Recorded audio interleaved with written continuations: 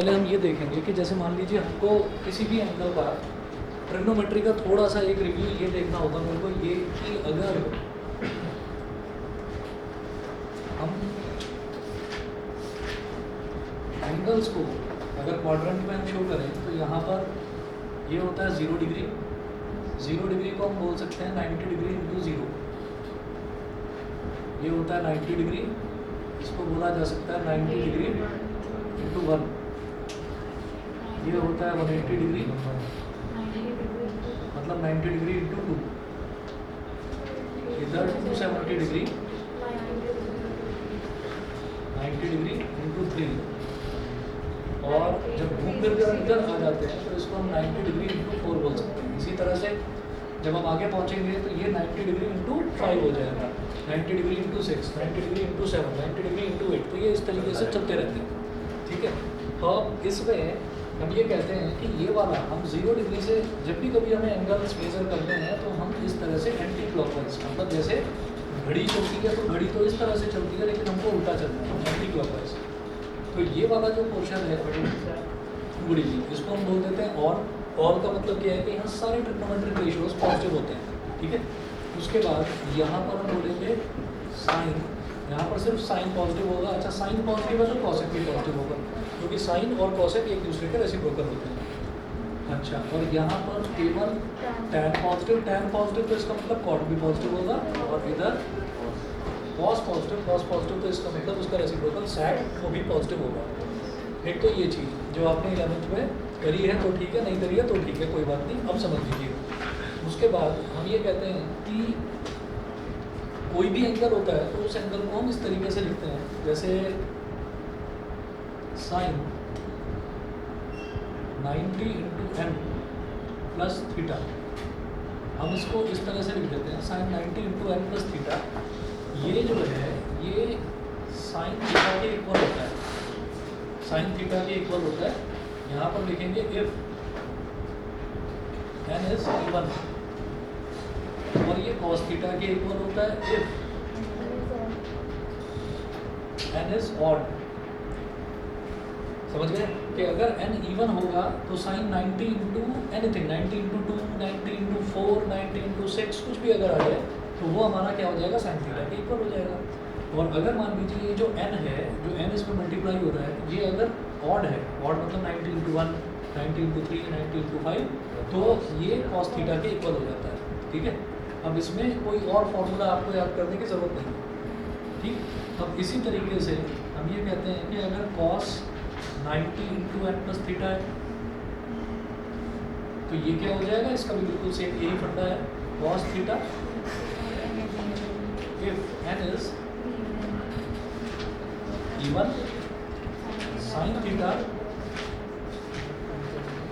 If n is odd. ये हो गया।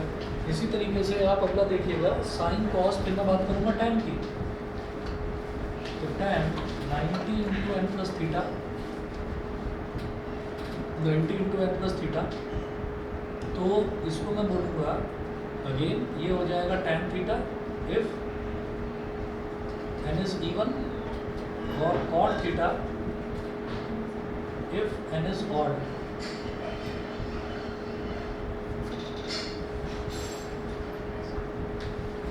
नेक्स्ट नोट करेंगे, ये हमारा साइन का हो गया, साइन कॉस और टैन, ठीक है।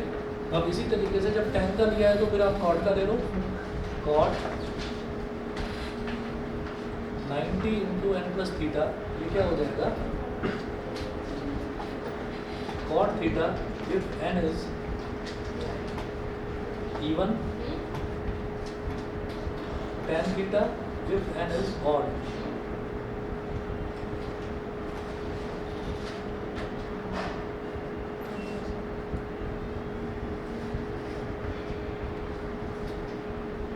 sec 90 into n plus theta, sec theta if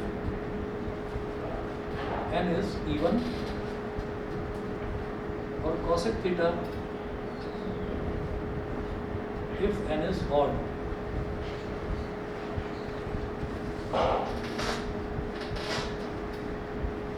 cosec 90 into n plus theta cosec theta if n is even or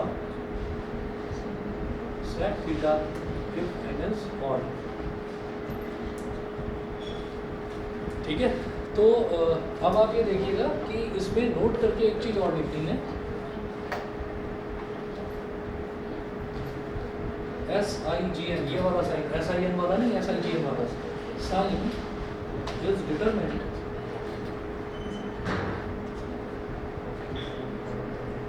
is determined by quadrant rule।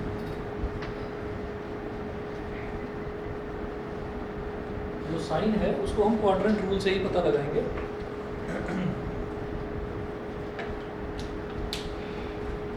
Sign is determined by quadrant rule, ये हो गया। अब इसके बाद आप ये देखिएगा कि कोई भी हमको किसी भी तरीके का एंगल दे रखा हो, हम उसको कैलकुलेट कैसे करते हैं। ये आप ऐसा देखिए, जैसे मान लीजिए हमको दे रखी है कोई ऐसी वैल्यू जो यहाँ से 0 डिग्री से 90 डिग्री तक के तो सारे एंगल जो हैं, 4-5 जो खास एंगल्स हैं, 0 डिग्री, 30 डिग्री, 45 डिग्री, 60 और 90 डिग्री, इनकी वैल्यू तो हमें पता है, लेकिन उससे जो बड़े एंगल्स आ जाते हैं उनकी वैल्यू हमें पता करने में दिक्कत होती है। फॉर एग्जांपल अगर 90 है और 90 में आप कुछ ऐड करिए, ऐसा एंगल जो मुझे पता है, जैसे 90 + 60 अगर मैं करता हूँ तो कितना हो जाएगा, 150 है ना। तो अगर मान लो हमसे ये पूछा जाए कि साइन 150 डिग्री है, जरा बताइए क्या होगा। तो आप इसको क्या करोगे, आप इसको ना 90 × n + थीटा इस फॉर्म में आप इसको कन्वर्ट कर देंगे। कैसे करेंगे देखिएगा, साइन 90 × 1 + 60 डिग्री, 90 डिग्री × 1, 90 × 1 करेंगे तो 90 हो गया, 90 + 60 कितना हो गया, 150 हो गया। अब जरा देखो 90 × 1 में जब कुछ ऐड हो रहा है, 90 × 1 कौन सी पोजीशन है, ये वाली पोजीशन 90 × 1, जब इसमें कुछ ऐड हो रहा है तो we are moving into second quadrant. Second quadrant में आ रहे हैं हम। सेकंड क्वाड्रेंट में आने का मतलब क्या है कि यहाँ पर केवल साइन पॉजिटिव है, मैं भी तो साइन की ही बात कर रहा हूँ, तो ये पॉजिटिव हो जाएगा। सबसे पहले तो लगाओ प्लस का साइन, क्यों, क्योंकि 90 × 1 + समथिंग करके मैं कहाँ जा रहा हूँ, मैं सेकंड क्वाड्रेंट में आ रहा हूँ। सेकंड क्वाड्रेंट में साइन इज पॉजिटिव, तो पहले तो ये पॉजिटिव हो गया। उसके बाद फिर मैं बात करता हूँ कि 90 में जो मल्टीप्लाई हो रहा है वो टर्म क्या होता है, n होता है। वो n यहाँ पर ऑड है या इवन है, ऑड है। ऑड है तो फिर ये कॉस में कन्वर्ट हो जाएगा। याद रहे कि अगर इवन है तो इवन में हम क्या करेंगे, साइन का साइन, कॉस का कॉस, टेन का टेन, इवन में कुछ भी चेंज नहीं होता। और ऑड में क्या होगा, साइन का कॉस, कॉस का साइन, टेन का कॉट, कॉट का टेन, सेक का कॉसेक, कॉसेक का सेक, ठीक है, ये होता है। किस किस का रिलेशन है, देखिए साइन का कॉस हो गया तो कॉस का साइन हो गया अगर ऑड है तो, टैन का कॉट है तो फिर कॉट का टैन हो गया, सेक का कॉसेक है तो फिर कॉसेक का सेक हो गया। और इवन में कुछ सोचना ही नहीं है, इवन में सब कुछ सेम रहता है। अब जरा देखें 90 × 1 ऑड है ना, तो फिर आप यहाँ पर लगा दो कॉस और फिर इस एंगल को सीधा लिख दीजिए ऐसे। अब कॉस 60 डिग्री कितना होता है बोलो, 1/2, ठीक है। अच्छा, अब एक बच्चा कहेगा नहीं मैं इसमें कंफर्टेबल नहीं हूँ, मैं तो एक काम करूँगा 90 × 180, मैं तो 180 - 30 करना चाहता हूँ। तो यहाँ पर आपने क्या करा, 90 + 60 करा ना, हम क्या करेंगे 180 - 30 करेंगे। तो जरा देखिए क्या होगा इसमें, 150 डिग्री को मैं ऐसे लिख सकता हूँ 180 - 30।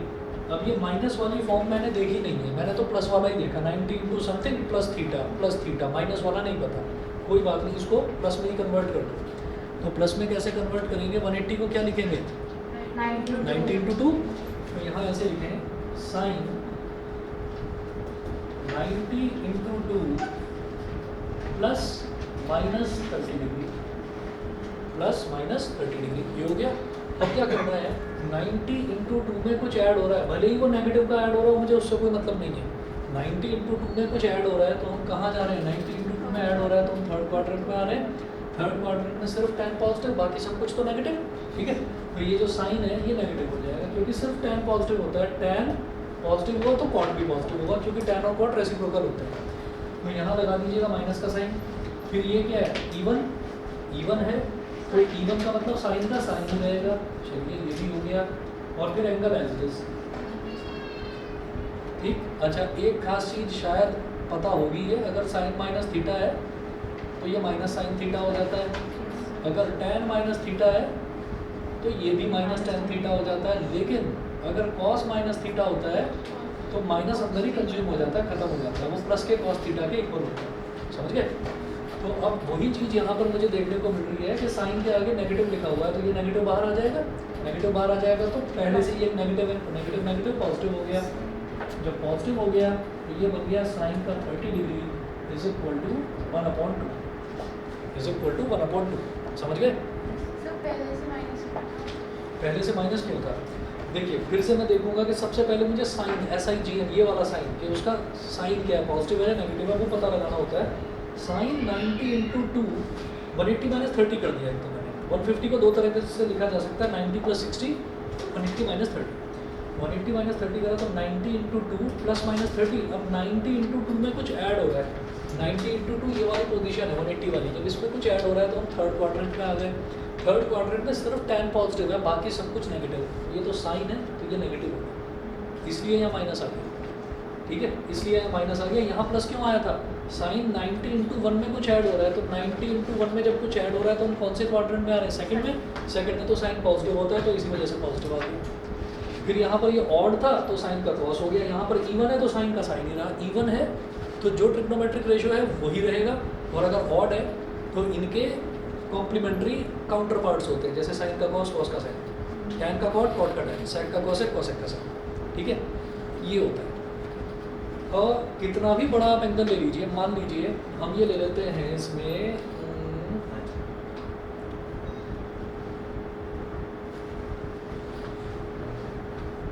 मान लो आपने ले लिया tan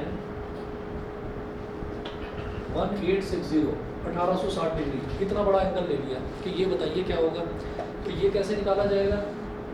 यहाँ पर सबसे पहले आप क्या करेंगे, इसको 90 से डिवाइड करने की कोशिश करेंगे। तो मैं समझ गया 90 × 20 अगर करूँगा तो 1800 आ जाएगा। ठीक है, तो मैंने कर दिया यहाँ 90 डिग्री × 20, और प्लस मैंने आगे लगा दिया 60 डिग्री। 90 × 20 1800 हो जाएगा, 1800 + 60 1860 हो गया। ठीक है, अभी 90 × 20 कहाँ आएगा? 90 × 1 2 3 4, 90 × 4 यहाँ तक आ गए।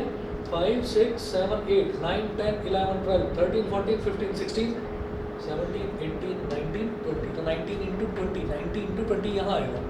जब उसमें कुछ ऐड कर रहे हैं तो फर्स्ट क्वाड्रेंट में आ रहा है, फर्स्ट क्वाड्रेंट में ऑल पॉजिटिव, तो भैया फिर टैन भी पॉजिटिव। तो सबसे पहले तो प्लस का या माइनस का साइन लगाओ, लगा दिया। 90 × 20 क्या होता है? ये इवन है, तो इवन है तो टैन का टैन ही रहेगा, और यहाँ पर आ गया 60 डिग्री। और tan 60 डिग्री कितना होता है? √3। तो मुझे जो है ये सारी वैल्यूज याद रखनी है। अच्छा, दूसरा जो सबसे ज़्यादा कन्फ्यूज़न बच्चों को होती है, भाई π/3 क्या होता है डिग्रीज में? 60 डिग्री। ठीक, और π/6 30 डिग्री होता है। तो कई बार क्या होता है ना, वो π/3 वो 3 नज़र आती है एकदम, हम 30 डिग्री लिख देते हैं। तो याद रखना π/3 होगा 60 डिग्री और π/6 होगा 30 डिग्री। ठीक है, वो 3 दिखाई देता है ना, जैसे π/3 होता है, 30 तो है, तो वो 30 और 60 में बड़ा कन्फ्यूज़न होता है। आपको करना है 30 डिग्री, कर रहे हो आप 60 डिग्री, 60 डिग्री कर दिया तो tan की वैल्यू √3 आएगी। 30 डिग्री होना चाहिए था तो उसकी वैल्यू 1/√3। ठीक, तो ये याद रखना π/6 30 डिग्री है और π/3 60 डिग्री है। जो 3 है वो 6 है, जो 6 है वो 3 है। ठीक, याद रखना। चलिए जी, इसके बाद अब हम ये कहते हैं कि जैसे ये तरीका हो गया हमारे, किसी भी तरीके से छोटे से छोटा एंगल हो, बड़े से बड़ा एंगल हो, कोई भी एंगल निकालने का तरीका। अच्छा, नेगेटिव एंगल अगर है तो नेगेटिव एंगल भी आप निकाल सकते हो। मानो हमारे पास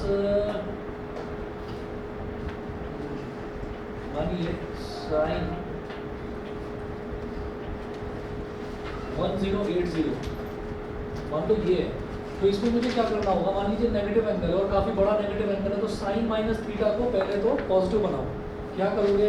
साइन -θ क्या होता है? माइनस साइन थीटा, तो माइनस बाहर आ जाएगा, माइनस साइन 1080 डिग्री। अच्छा, अब मैं जानबूझकर कुछ नंबर ऐसे ले रहा हूँ जो 90 का मल्टीपल हो। तो मुझे मालूम है ना 12 9 108 होता है, तो 90 × 12 अगर करूँगा, 90 × 12 अगर करूँगा तो वो कितना आ जाएगा? 1080 आ जाएगा। समझ रहे? तो हमने क्या करा यहाँ पर कि माइनस साइन 90 × 12, 12 0 सा 0, 12 9 सा 108, ये तो 108 आ गया। अब इसमें ऐड या सब्ट्रैक्ट क्या करो?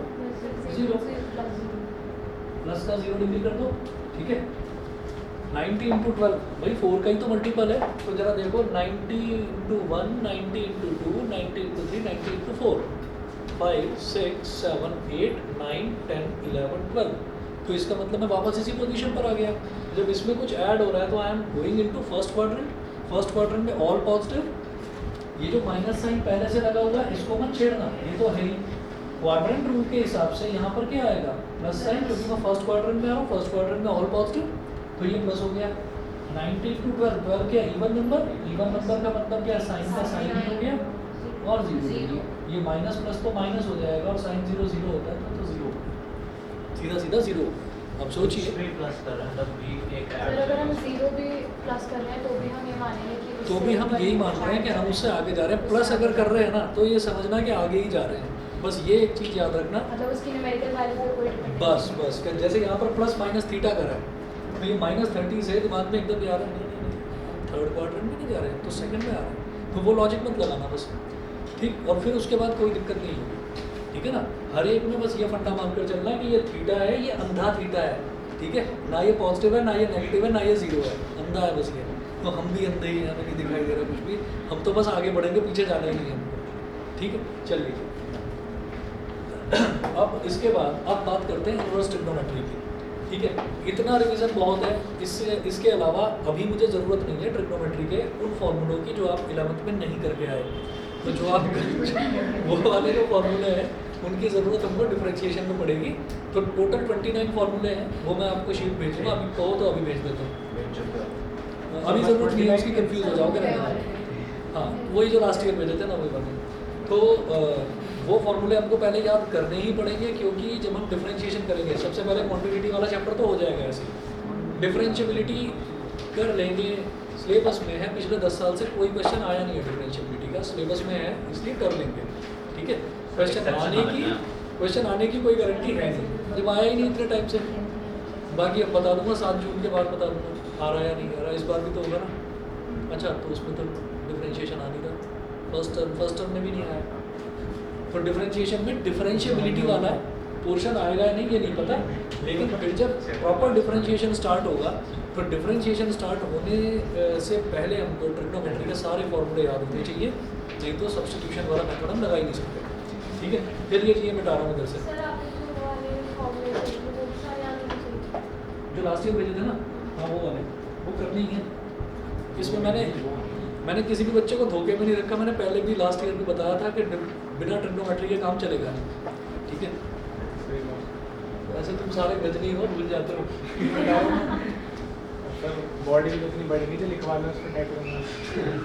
क्या बता दो इसकी गलती है। अब आपने गजनी बता दिया, मेरा बॉडी भी उतनी बढ़ गई थी, लिखवा लिया सारे हाथ पे। हाँ और बाल भी तो वैसे ही होने चाहिए ना, फिर ये जो ये भी नहीं होने चाहिए, उस पर फिर एक वो कांटा भी लगवा लेना। सर आप लिख दे रहे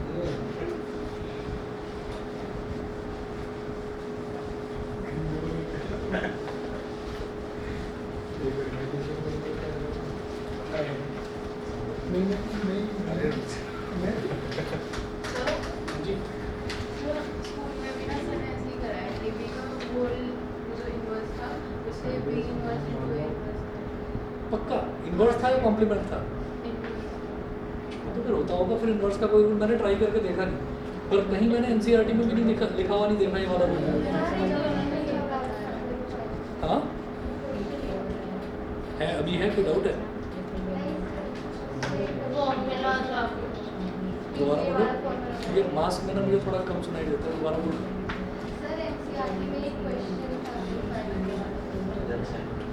तो अभी बता दो ना मेरे को कौन सा है। सर वो जो फॉर्मूला बोल रही है ना इनवर्स वाला वो था। अच्छा इसका प्रूफ दे रखा है? सर क्वेश्चन था।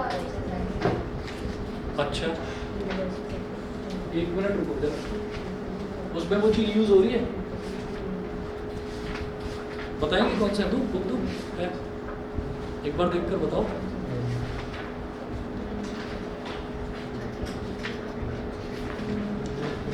क्योंकि अगर है तो वो गलत तो बताएंगे नहीं। हाँ जी ठीक है।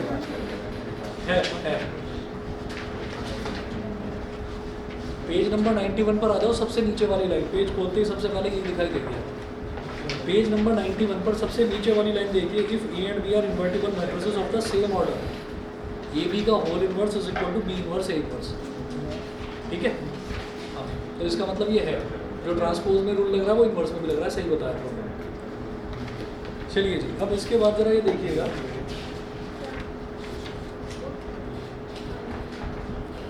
मैंने वही बोला। जैसे ये कहा जाता है हमसे कि साइन थीटा, मान लो ये बोला जा रहा है कि sine theta is equal to √3/2 है, ठीक है, ये दे रखा है। अब क्योंकि मुझको इसकी वैल्यू पता है तो मैं कह दूंगा सीधा सीधा कि थीटा 60 डिग्री हो गया। अगर नहीं पता तो कैसे निकाला जाएगा, थीटा इज इक्वल टू, ये साइन इधर चला जाएगा तो साइन इधर जाकर क्या हो जाएगा, साइन इनवर्स, ये हो जाएगा साइन इनवर्स √3/2, ठीक है। तो ये जो साइन इनवर्स √3/2 जो ये आया है ना, इनवर्स ट्रिग्नोमेट्रिक फंक्शन जो भी होता है वो एंगल होता है, वो एंगल होता है। साइन इनवर्स √3/2 मैंने लिखा, तो इसका रिजल्ट क्या आएगा, एंगल ही तो आएगा कोई, ठीक है। तो ये एंगल ही तो है, थीटा एंगल को ही तो रिप्रेजेंट करते हैं थीटा से, तो ये एंगल होता है। अब इन एंगल्स की कुछ रेंजेस होती हैं, कुछ इनके डोमेन्स होते हैं। डोमेन का मतलब क्या है, जैसे मान लीजिए हमने ये कहा कि कहीं पर लिखा हुआ है 1/x² - 2, 1/x² - 2 का मतलब क्या है, ये कोई फंक्शन है, फंक्शन को हमने बोल दिया f(x), तो f(x) को हम जनरली y बोल देते हैं, इज इक्वल टू 1/x + √2, आसान बनाने के लिए 4 करो, x + 2 इंटू x - 2, ये हो गया। अब हमसे अगर ये पूछा जाए कि भैया आप डोमेन बताइए, डोमेन क्या होगा, तो आपको क्या कहना है कि भाई एक तो x की वैल्यू ना +2 नहीं होनी चाहिए और एक -2 नहीं होनी चाहिए, ये वैल्यू नहीं होनी चाहिए x की, तो हम इसको बोलेंगे r - 2, -2, मतलब सारे रियल नंबर्स में से 2 और -2 हटा दो बस, तो x की जितनी भी वैल्यूज़ हैं वो क्या कहलाती थी, उसका डोमेन, ठीक है। अच्छा, उसके बाद हम ये कहेंगे कि y की जितनी भी वैल्यूज़ आएंगी वो सारा क्या कहलाता था, उसका रेंज, ठीक है। तो अब इसी तरीके से हमको डोमेन और रेंज इसके भी देखने हैं इनवर्स ट्रिग्नोमेट्रिक फंक्शन के। तो आप एक छोटी सी टेबल बनाएंगे, पहले इसको लिखेंगे, सबसे पहले साइन इनवर्स, यहाँ आप लिखेंगे, ठीक है। डोमेन और रेंज तो समझ में आ गया ना। डोमेन क्या होता है कि कोई भी जो वेरिएबल है उस वेरिएबल, वो वेरिएबल क्या क्या वैल्यूज़ ले सकता है, तो वेरिएबल क्या है यहाँ पर x, f(x) में f ब्रैकेट में x लिखा हुआ है, तो वेरिएबल है x, x क्या क्या वैल्यूज़ ले सकता है, वो तो हो गया डोमेन। और फिर जो पूरा फंक्शन है, यानी कि पूरे फंक्शन की वैल्यू क्या आएगी, x की कोई भी वैल्यू डालकर, दैट इज कॉल्ड रेंज, वो होता है रेंज, ठीक। अब नोट करें साइन इनवर्स, और इधर लिखेंगे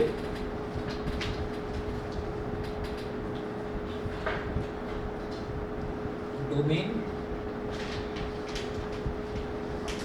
रेंज, ठीक है।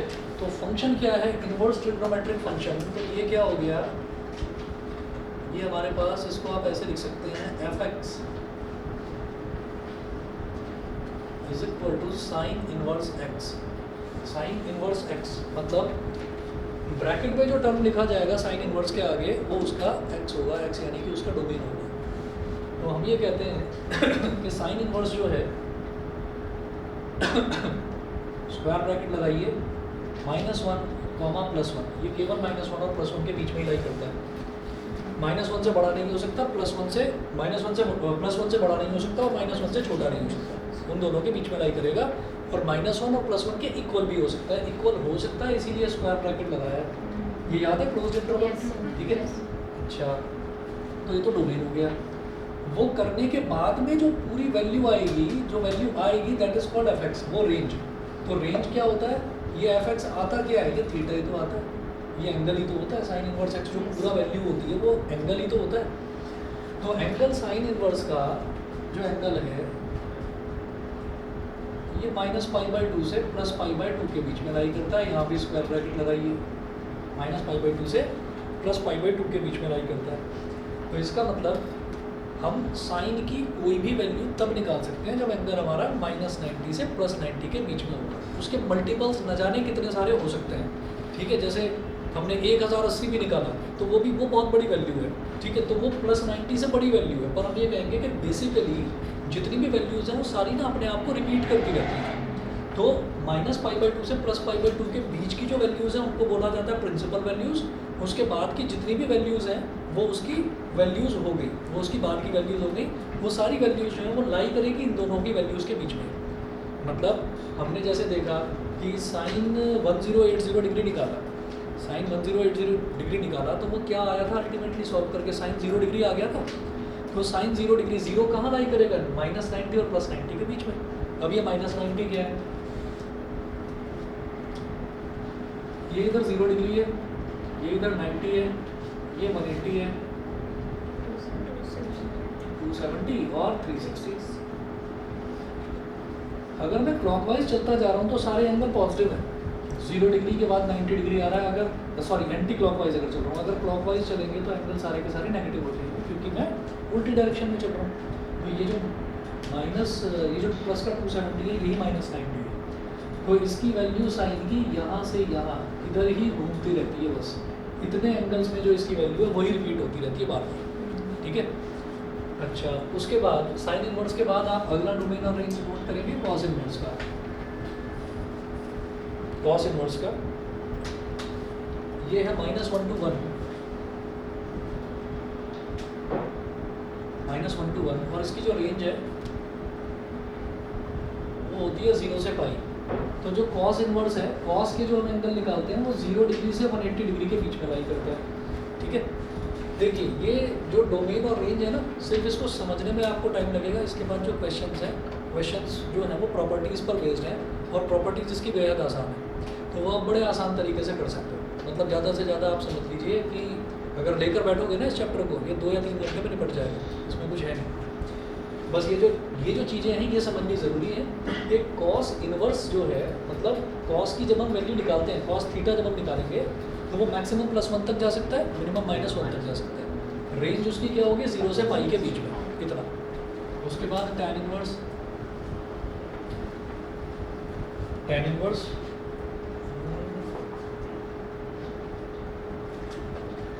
इसका डोमेन होता है ऑल रियल नंबर, सब कुछ। अगर आप टैन का वो भी देखोगे ना, जो हमने टैन की टेबल याद करी थी, तो टैन 0 डिग्री होता है 0, tan 30 degree 1/√3, tan 45 degree 1, 60 degree √3 और टैन 90 डिग्री इन्फिनिटी। तो हम कहाँ से कहाँ तक जा रहे हैं, हम 0 से इन्फिनिटी तक जा रहे हैं। तो वो तो हमने सिर्फ 0 से 90 डिग्री के बीच के देखे एंगल्स, तो उसमें ही वैल्यू इतनी ज़्यादा आ रही है 0 से इन्फिनिटी तक। तो अगर मैं नेगेटिव लूँगा तो वो -इन्फिनिटी तक भी जाएगा। तो इसीलिए ये कहा गया कि उसका जो रेंज है और उसका जो डोमेन है ऑल रियल नंबर, सब कुछ भी आ सकता है। ये -1 से 1 के बीच में लाई करेगा, लेकिन वो ऑल रियल नंबर्स। उसके बाद इसकी रेंज है इसकी -π/2 से +π/2 के बीच में, लेकिन यहाँ पर स्मॉल ब्रैकेट लगाना। स्मॉल ब्रैकेट का मतलब क्या समझ में आता है कि अगर मैं tan π/2 देखूंगा तो वो नॉट डिफाइंड आती है वैल्यू, इन्फिनिटी जिसको बोलते हैं। यहाँ देखेंगे तो वो माइनस का इन्फिनिटी यानी कि माइनस नॉट डिफाइंड आएगा। तो ये लिखना है। उसके बाद नोट करिएगा सेक इनवर्स, सेक इनवर्स इसका डोमेन है R -1, -1,1 और ये स्मॉल ब्रैकेट है। ये स्मॉल ब्रैकेट है मतलब -1 और 1 के बीच की जितनी भी वैल्यूज़ हैं वो सारी की सारी नहीं लेनी, -1 और 1 को ले सकते हैं। ठीक है, -1 और 1 के -1 और 1 के बीच वाली वैल्यूज़ को नहीं लेना है। हाँ, अगर स्क्वायर ब्रैकेट लगा था तो फिर -1 और 1 को भी नहीं लेना होता। ठीक है, अच्छा उसके बाद जो इसका रेंज है वो रेंज इसकी हो जाएगी 0, π minus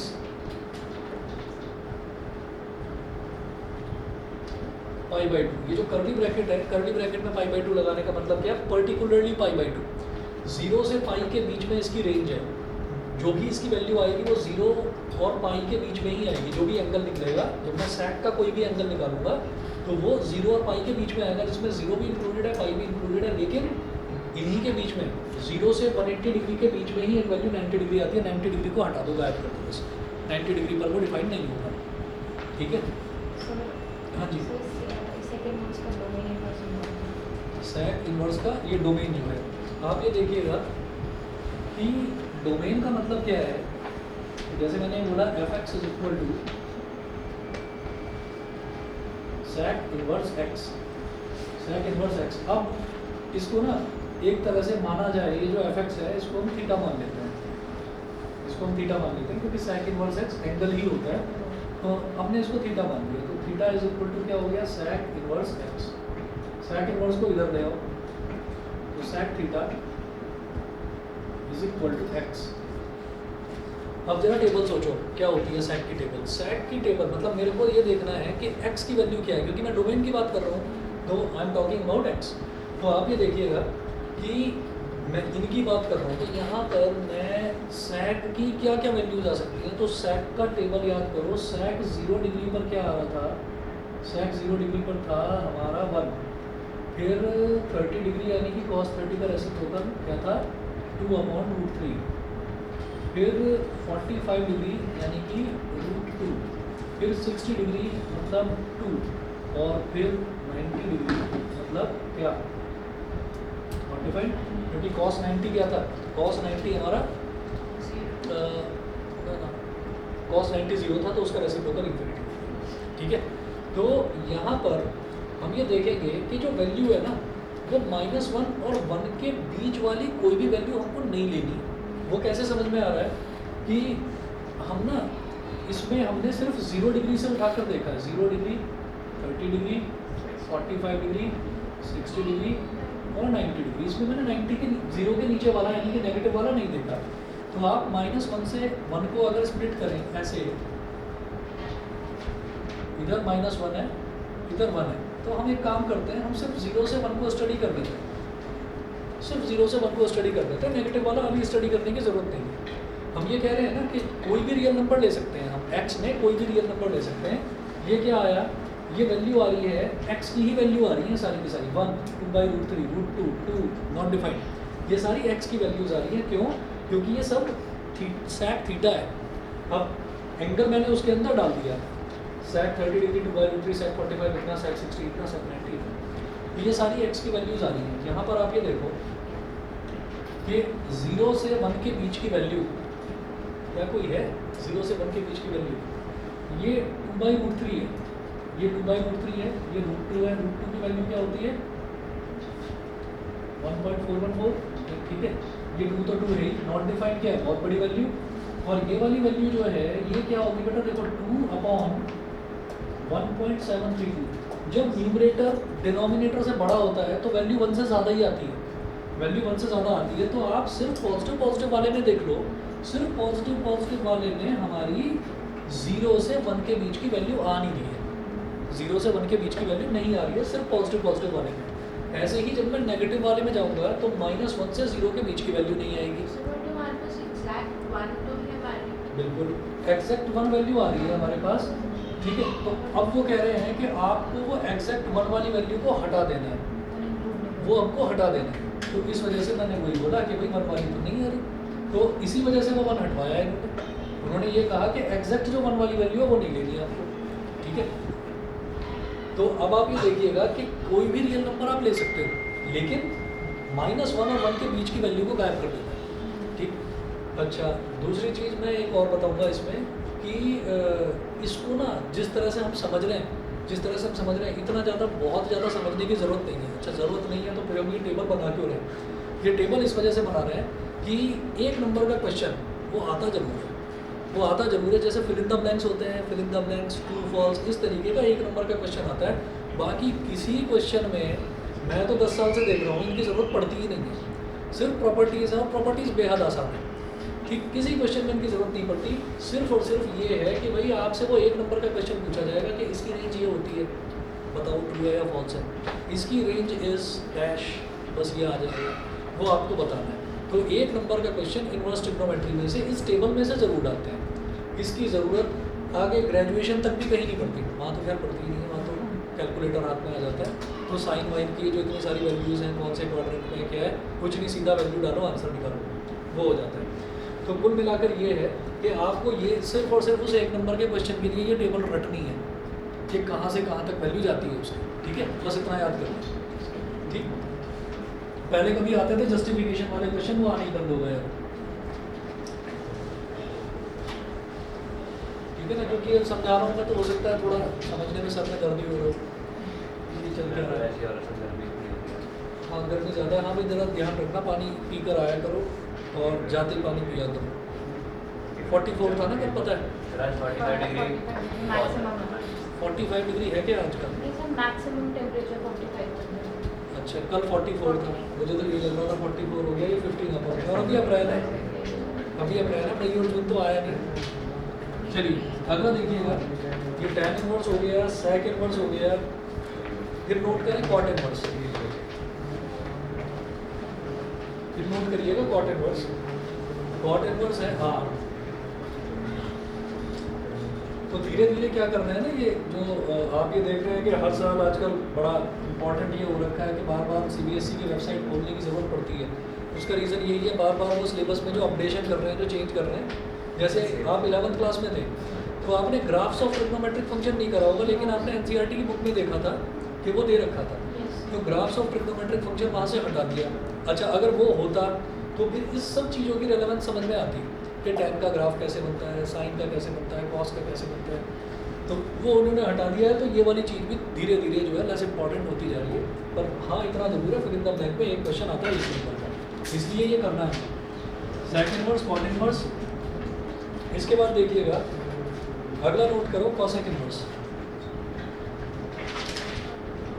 cosec inverse, cosec inverse क्या है? r माइनस -1,1, r माइनस -1,1, और रेंज हो जाएगी इसकी -π/2, +π/2, -π/2, +π/2, -0। ये 6 के 6 हो गए, ये डोमेन और रेंज। एक ये छोटी सी टेबल आपको याद करनी है। इस टेबल पर कोई भी क्वेश्चन, ये टेबल तो है, इस टेबल पर कोई भी क्वेश्चन NCERT में भी नहीं है, कोई भी क्वेश्चन NCERT में भी नहीं है, ठीक है। लेकिन जो आपका एग्जाम्स होते हैं, एग्जाम में 1 नंबर का क्वेश्चन आता है। जब 10 साल के पेपर उठाएंगे तो उसमें एक क्वेश्चन डेफिनेटली मिलेगा हर पेपर में, ठीक है। इसके बाद देखिएगा, फिर नोट करें आप properties of inverse trigonometric functions. ये मिटा रहा हूँ आगे से।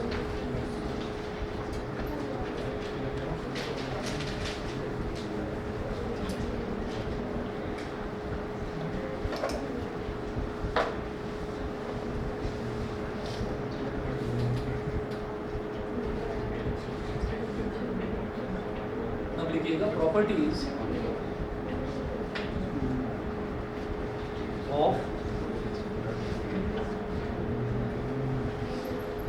of inverse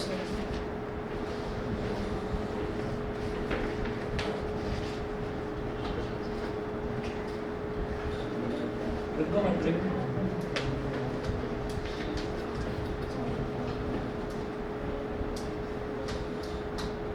properties of inverse trigonometric functions।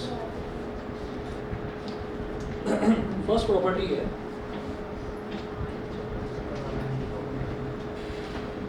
sin inverse 1/x is equal to cosec inverse x।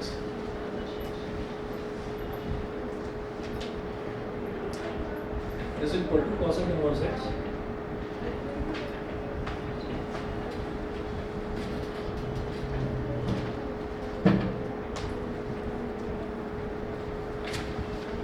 Second note करें, क्या बात हो गई? cos inverse 1/x अरे सर बाबा ने पैर मारे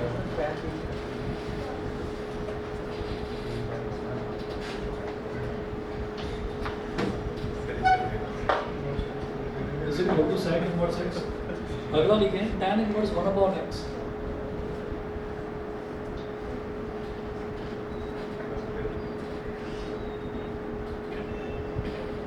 is equal to cot inverse x। तीन प्रॉपर्टी तो ये होती है।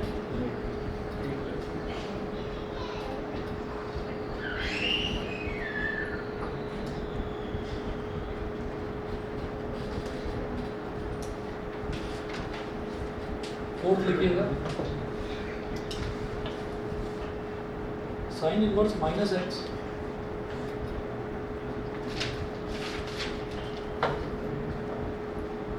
Is equal to minus sine inverse x.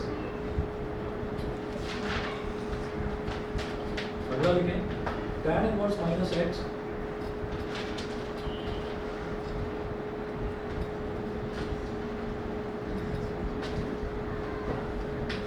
Is equal to minus tan inverse x. और अगला लिखिएगा cosec इनवर्स माइनस एक्स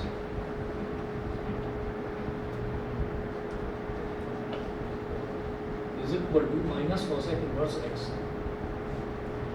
तीन तीन के ग्रुप बनाकर समझ लेना। सेवंथ है cos inverse minus x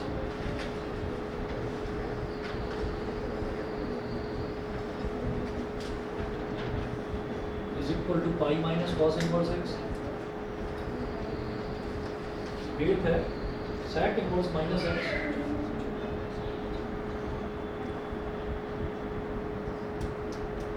pi minus sec inverse x. और अगला लिखें cot inverse minus x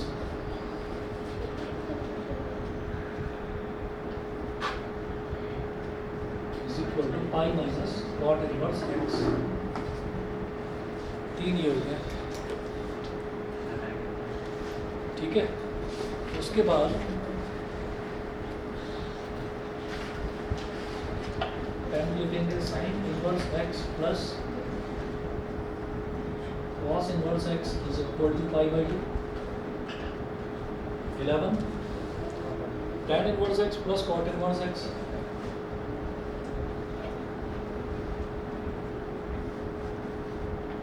sir कितनी प्रॉपर्टीज है? एक और लिख लो बस, एक और। अच्छा ठीक है। मुश्किल लग रही है क्या? नहीं बहुत सारी लग रही है, ये बहुत सारी लग रही है।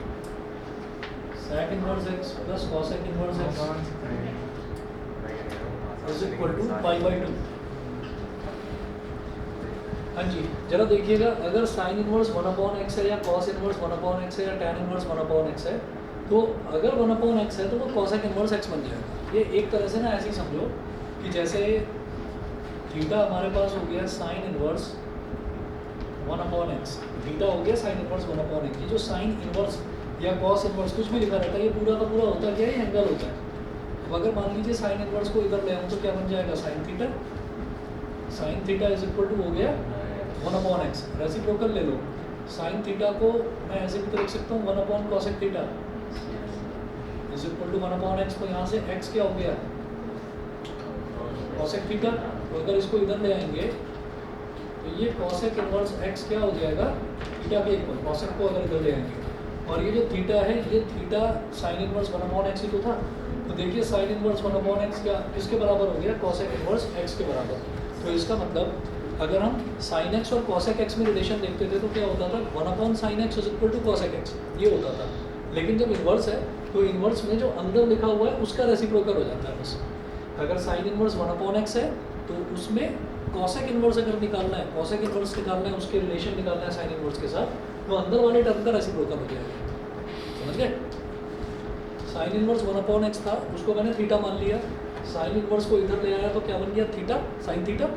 Sign theta is equal to 1/x। Sine theta को क्या लिख सकते हैं, 1/cosec थीटा। समझ रहे हैं? दोनों तरफ रेसिप्रोकल लिया तो x का रेसिप्रोकल 1/x का रेसिप्रोकल क्या हो गया, x, और 1/cosec थीटा का रेसिप्रोकल क्या हो गया, cosec थीटा। तो यहाँ से क्या हुआ, x is equal to cosec theta. cosec को इधर ले आओ तो cosec inverse x is equal to theta. तो थीटा साइन इनवर्स 1/x भी था और थीटा cosec इनवर्स x भी है।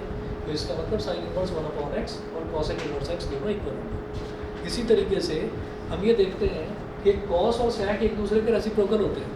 तो इन्वर्स में क्या होगा कि अंदर वाली टर्म जो है, जो इन्वर्स के अंदर वाली टर्म है वो रेसिप्रोकल होगी, बाहर वाला टर्म रेसिप्रोकल नहीं होगा। तो cos इनवर्स 1/x है तो सीधा सीधा लिखें sec इनवर्स 1/x का रेसिप्रोकल, यानी कि x/1 मतलब x। समझ गए? ऐसे ही tan और cot रेसिप्रोकल होते हैं, तो tan इनवर्स 1/x सिर्फ अंदर वाला टर्म का रेसिप्रोकल होगा। सही है? तो तीन तो ये फॉर्मूले हो गए। इसी तरीके से अगर मान लो cot इनवर्स 1/x होता तो वो tan इनवर्स x बन जाएगा। जैसे tan cot का रेसिप्रोकल होता है, ऐसे ही cot tan का भी तो होता है। Yes sir. ठीक, समझ गए? तो ये तीन तो ये हो गए। आगे के तीन हैं STC, बस ये याद रखना, साइन, tan और cos।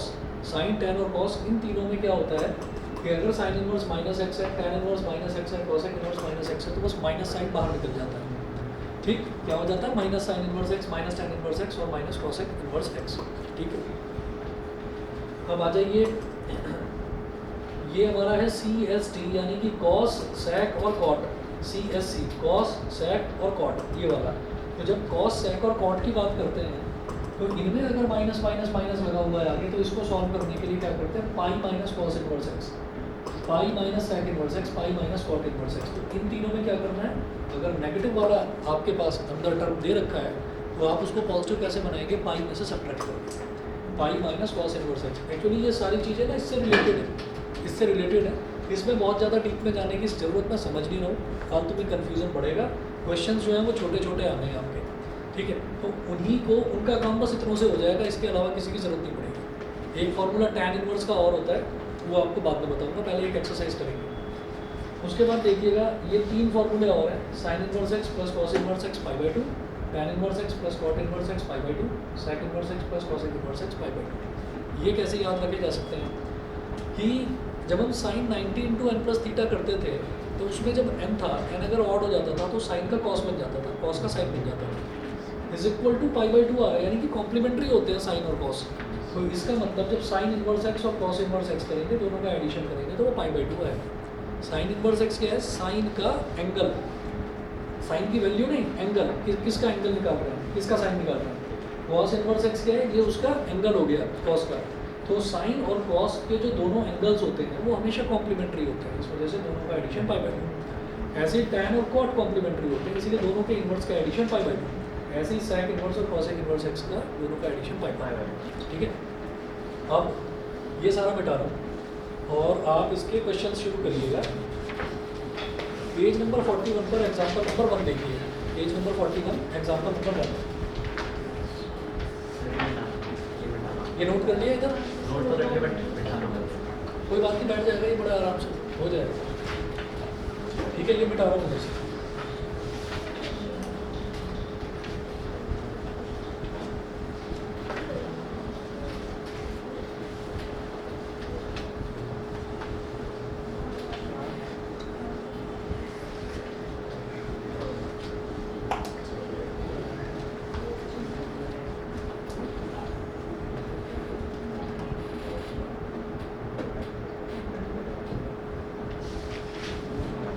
पेज नंबर 41 पर एग्जाम्पल नंबर 1 देखिएगा।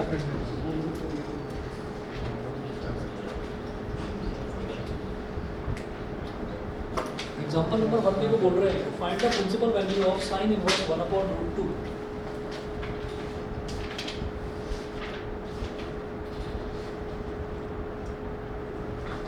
साइन इनवर्स 1/√2, तो जरा देखो यहाँ साइन इनवर्स के आगे नेगेटिव तो नहीं लगा हुआ ना, पॉजिटिव ही है।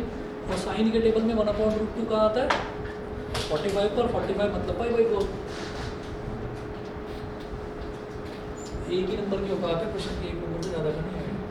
पहली एक्सरसाइज में वो एक ही नंबर वाला ही है।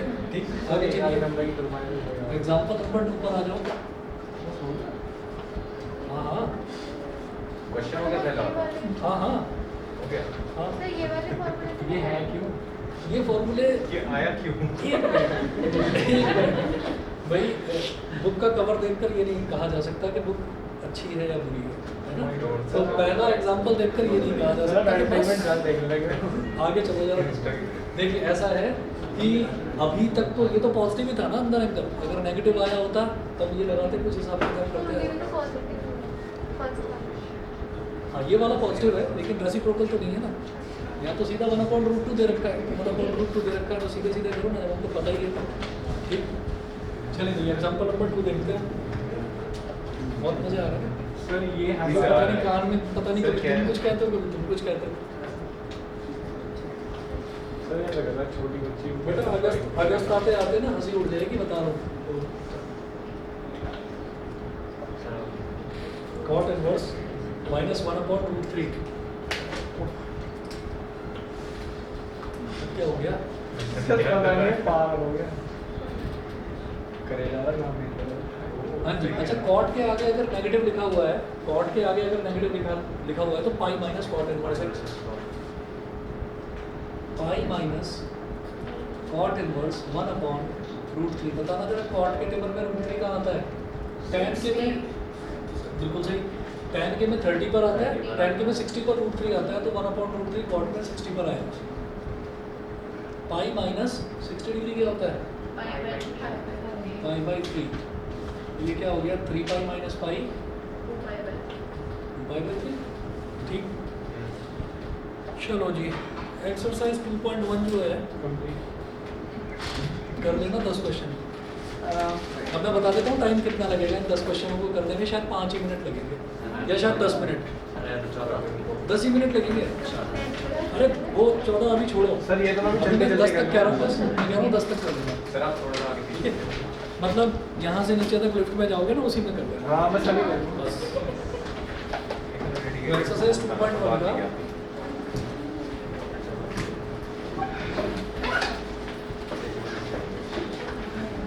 क्वेश्चन नंबर 1 से क्वेश्चन नंबर 10 तक बस यही करना है और कुछ नहीं। ओके सर आज मैं वो करके रहूँगा ये वाला तो हो जाएगा। ये करीब दूँगा